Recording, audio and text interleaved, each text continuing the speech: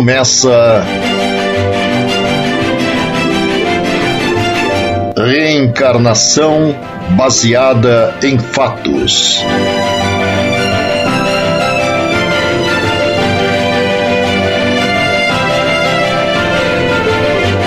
Um mergulho no espaço das informações pouco conhecidas.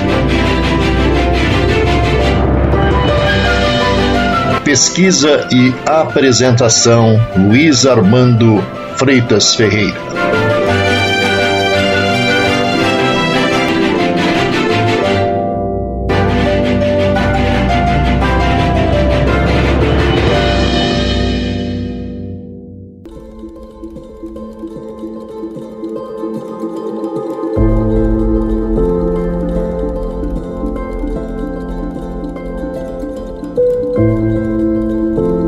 Falando sério, você já refletiu sobre o assunto reencarnação? Você sabia que no Evangelho de São João, Jesus se refere por 2 vezes sobre este princípio? Que no Antigo Testamento, alguns profetas de Israel, como Isaías, fazem alusão a situações em que a reencarnação constitui-se na explicação? Que num concílio realizado em Constantinopla, hoje Istambul, na Turquia, no século VI, mais precisamente no ano de 553 d.C., o imperador romano Justiniano suprimiu por questões pessoais a ideia da reencarnação dos conteúdos do catolicismo, que no lado oriental da Terra, no hinduísmo, a crença na reencarnação aparece no século VII a.C., que atualmente algumas manifestações de rabinos judeus afirmam que sem o princípio da reencarnação a vida não teria sentido,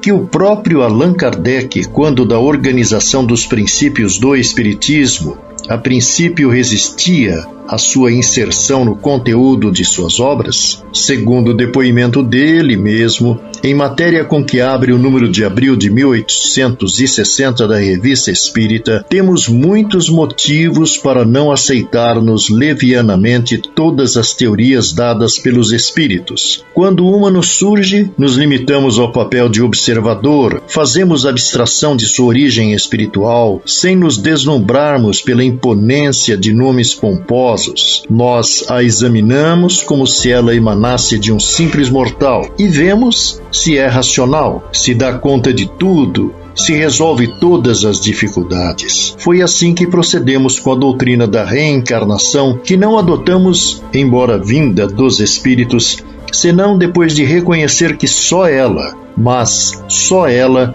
podia resolver o que nenhuma filosofia ainda não resolvera, e isso, abstração feita das provas materiais que delas são dadas cada dia a nós e a muitos outros. Pouco nos importa, pois, os contraditores, fossem eles mesmos espíritos, desde que ela é lógica, conforme a justiça de Deus, que eles não podem substituí-la por algo mais satisfatório. Não nos inquietamos mais com eles do que com aqueles que afirmam que a Terra não gira ao redor do Sol, porque há espíritos dessa classe e que se dão por sábios, ou que pretendem que o homem tenha vindo inteiramente formado de um outro mundo, carregado nas costas de um elefante alado. Ampliando argumentos sobre a questão, Allan Kardec afirma que o princípio da reencarnação é uma consequência fatal da lei do progresso.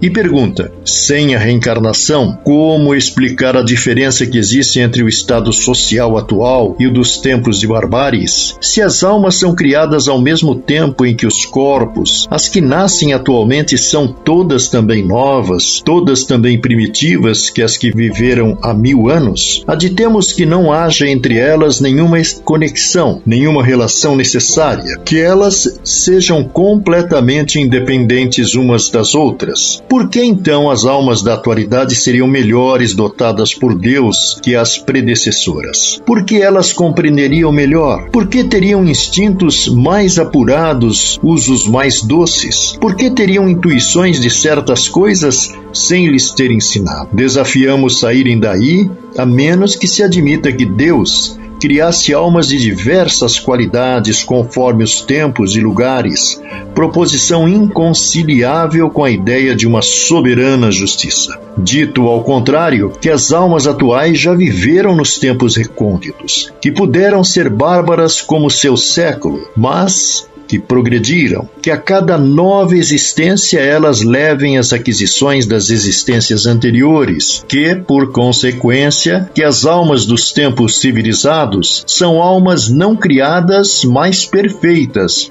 mas que se aperfeiçoaram elas mesmas com o tempo, e tereis a única explicação plausível da causa do progresso social. Algumas pessoas pensam que as diferentes existências da alma efetuam-se de mundo em mundo e que não sobre um mesmo globo onde cada espírito só aparece uma única vez. Kardec evolui nas suas reflexões, acrescentando que no intervalo de suas existências corpóreas, os espíritos estão no estado de erraticidade e compõem a população espiritual ambiente do globo. Pelas mortes e nascimentos, estas duas populações diferenciam-se incessantemente umas das outras. Existe, pois, diariamente emigrações do mundo corpóreo para o mundo espiritual, imigrações do mundo espiritual no mundo corpóreo. É o estado normal. A certas épocas, disciplinadas pela sabedoria divina, estas emigrações e estas imigrações operam-se em massas mais ou menos consideráveis, por consequência de grandes revoluções que se fazem partir ao mesmo tempo quantidades inumeráveis que são logo recolocadas por quantidades equivalentes de encarnações. É preciso, pois, considerar os flagelos destruidores e os cataclismos como ocasiões de chegadas e de partidas coletivas, maneiras providenciais de renovar a população corporal do globo, de revigorá-la pela introdução de novos elementos espirituais mais depurados. Se nestas catástrofes há destruição de um grande número de corpos, não há senão vestimentas devastadas, mas nenhum espírito perece. Só fazem trocar de meio. Em lugar de partirem isoladamente, eles partem em quantidade. Eis, pois, toda a diferença, porque partir para uma causa ou por outra não se deve menos fatalmente partir cedo ou tarde. As renovações rápidas e quase instantâneas que se operam no elemento espiritual da população, em sequência dos flagelos destruidores, apressam o progresso social. Sem as emigrações e as imigrações, que vêm de tempos em tempos dar-lhe um violento impulso, eles marchariam com uma extrema lentidão.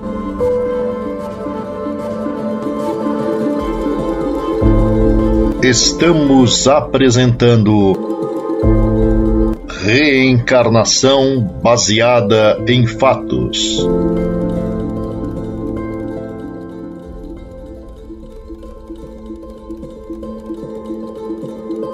É notável que todas as grandes calamidades que dizimam as populações são sempre seguidas de uma era de progresso na ordem física, intelectual ou moral e, por consequência, no estado social da nação entre aqueles elas se efetuam. É que tiveram por objetivo operar um remanejamento na população espiritual, que é a população normal e ativa do globo. Sobre esse aspecto, o Espírito Emmanuel, em 1952, fez importante revelação no livro Roteiro, comentando que, de portas abertas à glória do ensino, a Terra nas linhas de atividades carnais é realmente uma universidade sublime, funcionando em vários cursos e disciplinas, com 2 bilhões de alunos, aproximadamente, matriculados nas várias raças e nações.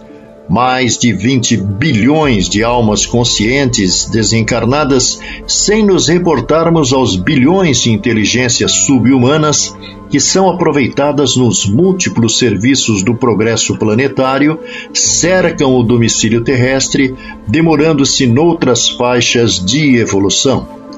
Nesse contexto, a reencarnação dos espíritos nas transferências entre raças, países, povos, é prática usual na condução dos processos evolutivos por parte daqueles que dirigem este sistema.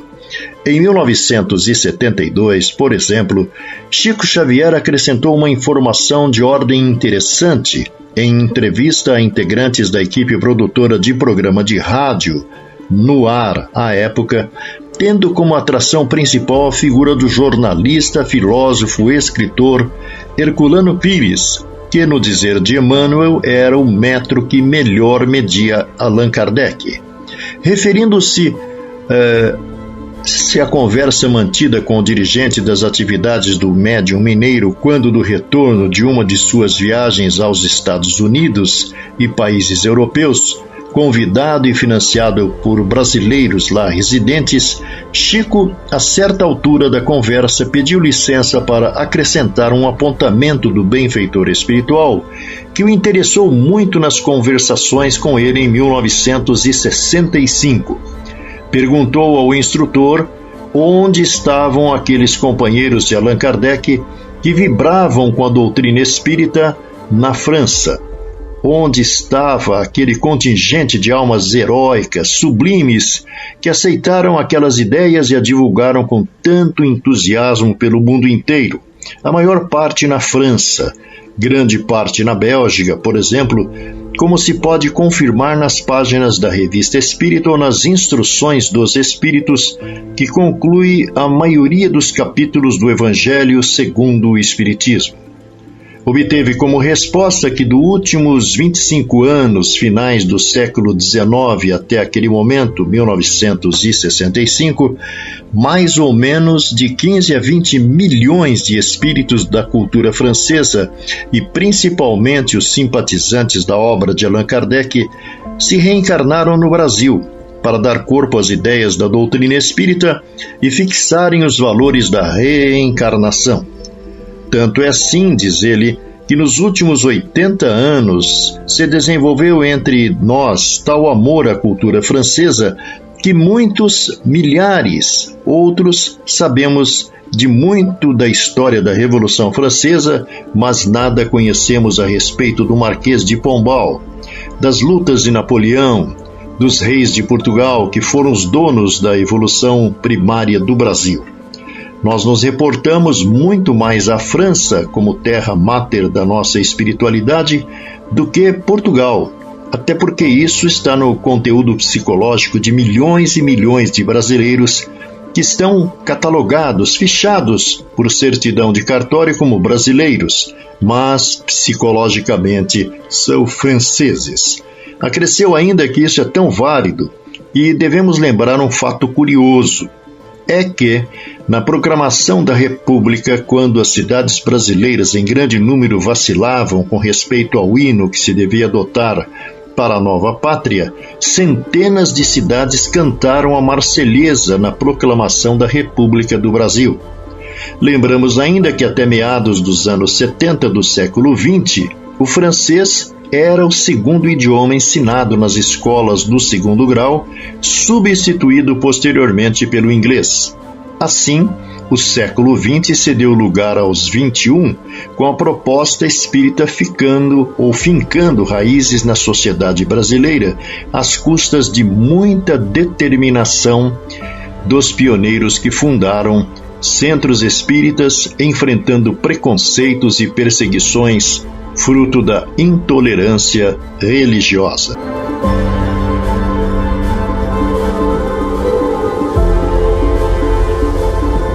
Você está ouvindo Reencarnação baseada em fatos.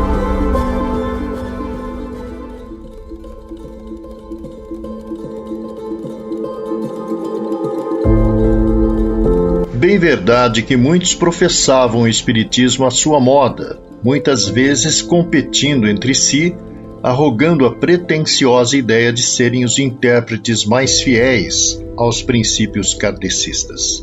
Todavia, como escreveu o benfeitor espiritual Emmanuel através de Chico Xavier, no crepúsculo da civilização em que rumamos para a alvorada de novos milênios, o homem que amadureceu o raciocínio supera as fronteiras da inteligência comum e acorda dentro de si mesmo com interrogações que lhe incendeiam o coração. Quem somos?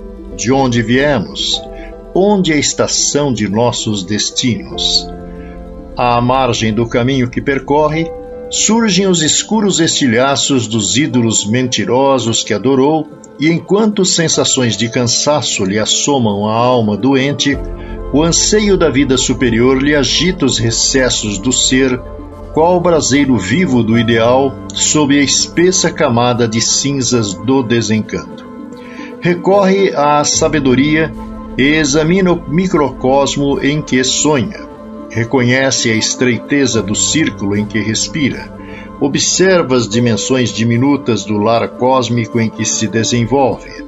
Descobre que o Sol, sustentáculo de sua apagada residência planetária, tem um volume de 1.300.000 vezes maior que o dela.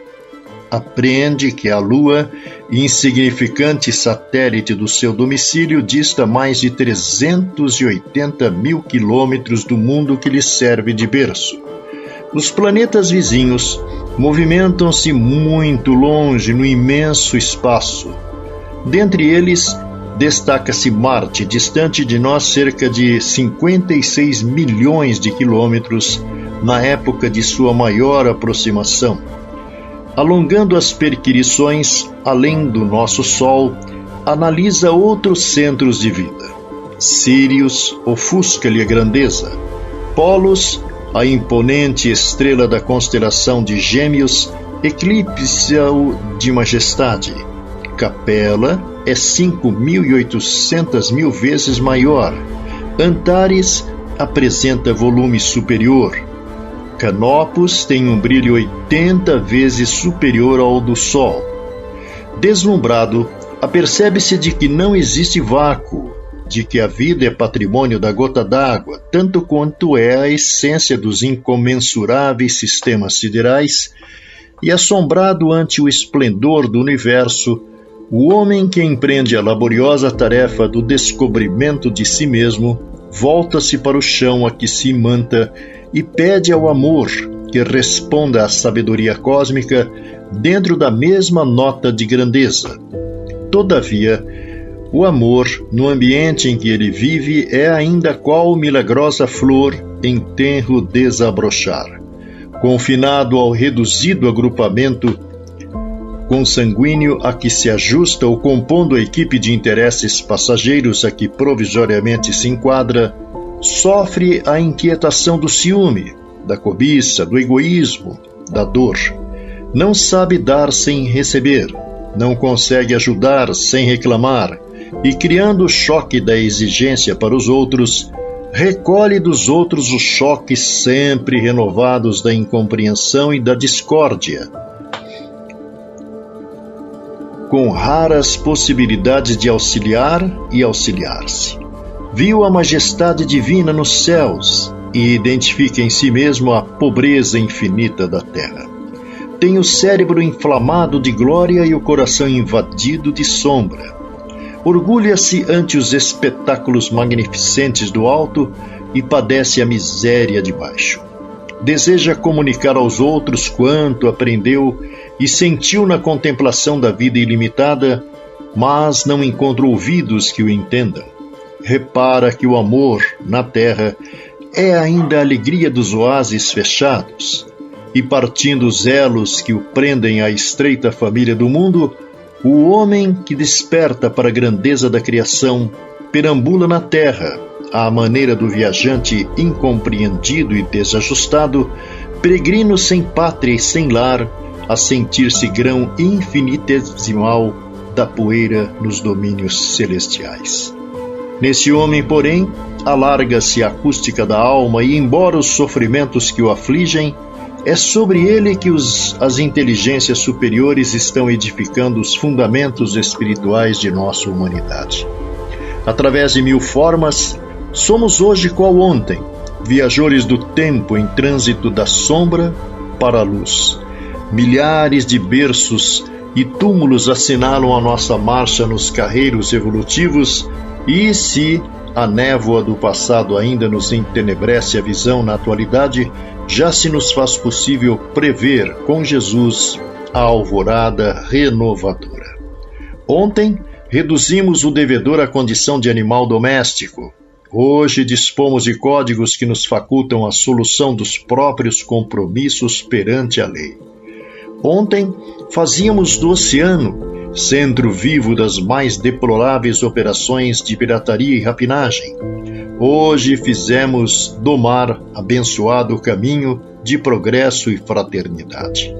Ontem convertíamos a mulher, nossa mãe e nossa irmã, em silenciosa besta de carga, com tratamento familiar inferior àquele dispensado comumente aos cavalos. Hoje procuramos destacar-lhe a grandeza, conduzindo-a aos mais altos níveis de cultura e educação. Ontem relegávamos os enfermos difíceis aos vales escuros do abandono e desespero. Hoje aperfeiçoamos a experiência social, convocando-os ao nosso convívio para que a ciência e a caridade lhes assegurem a defesa ante as ameaças da morte. Ontem, escravizávamos nossos próprios irmãos em espetáculos deprimentes de penúria moral nos mercados da vida humana. Hoje, consolidamos o direito do homem de quase todas as latitudes no acesso ao trabalho digno e na conquista da própria emancipação. Em verdade, ainda temos hoje as demonstrações da guerra, nos atritos periódicos das nações e os hábitos infelizes quais sejam o lenocínio e a indústria do entorpecente. No entanto, o Cristo, que nos inspira o avanço espiritual, guiando-nos a jornada para a justiça, dar-nos-á braço forte para que o amanhã surja mais claro, assegurando-nos a vitória do amor e do respeito uns pelos outros. Eis porque duvidar do bem seria desacreditar a nós mesmos em derrocada injustificável, não só porque estamos a caminho do próprio burilamento, como também porque, se é inegável que Jesus começou a construir entre nós o reino de Deus, não é menos certo que a sua obra divina ainda não terminou.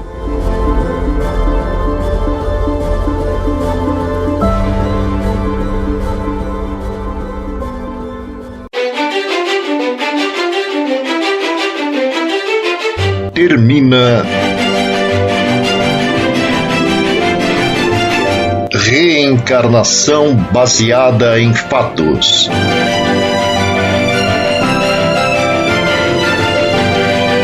Um mergulho no espaço das informações pouco conhecidas.